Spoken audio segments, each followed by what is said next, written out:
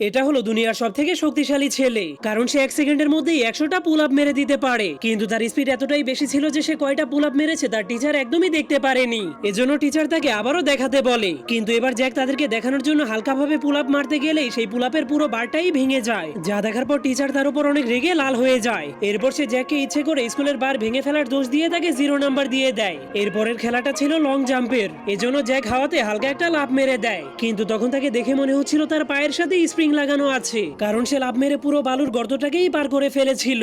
যা দেখে সবগুলো স্টুডেন্ট অনেক অবাক হয়ে গেলেও টিচার তাকে বলে, তুমি বালির পুরো গর্তটাকেই পার করে ফেলেছো, এজন্য তোমাকে 0 নাম্বার দেওয়া হবে। এরপরের খেলাটা ছিল 100 মিটারের দৌড় প্রতিযোগিতা, এজন্য রেস শুরু হয়ে গেলেই সব স্টুডেন্ট দৌড়াতে শুরু করে দেয়। কিন্তু জ্যাক কিছু একটা ভাবতে ভাবতে সেখানেই দাঁড়িয়ে ছিল, কিন্তু তার হুঁশ ফিরে আসলেই সে এমন জোরে একটা লাফ মারে যে সে সোজা হাওয়াতে উড়ে যায়। কিন্তু সে নিচে নেমে আসলেই সবাই দেখতে পায় যেখান থেকে সে দৌড় শুরু করেছিল সেখানে অনেক বড় একটা গর্ত হয়ে গিয়েছে, যা দেখে মনে হচ্ছিল সেখানে একটা উল্কাপিণ্ড